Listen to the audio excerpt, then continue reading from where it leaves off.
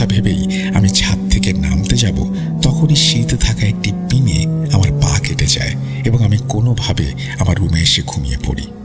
রাতে আমি একটি স্বপ্ন দেখি, যেখানে আমার দিদা সিঁড়িতে দাঁড়িয়ে আমার রক্ত পড়ছিল যেখান থেকে, সেই ক্ষতস্থানটা চেটে খাচ্ছেন। গা হিম করার মতো একটা দৃশ্য। আমি যেন স্বপ্নের মধ্যেই ঘামতে থাকি। এক সময় আমি স্বপ্নে আমার রুম থেকে বেরিয়ে দিদার পেছনে দাঁড়াই।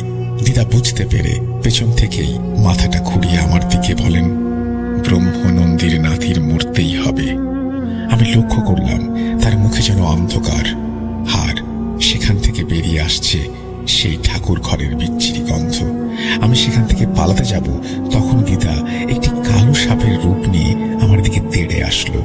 সাপটি আমার পায়ে ঠিক যে জায়গায় পিন ঢুকে রক্ত বেরোচ্ছিল সেখানেই কামড় দিল। দ্বিতীয়বার যেন সে আগে থেকে আরো বড় হয়ে কামড়াতে আসবে, ঠিক সেই সময় পেছন থেকে দুজন সাদা গাউন পরা পুরুষ এবং মহিলা এসে দুটি লাঠি দিয়ে সাপটির মাথায় এবং লেজে বাড়ি মেরে তাকে হত্যা করল। সাপটিকে মেরে তারা আমার দিকে এসে বলল, আমাদের ক্ষমা করো।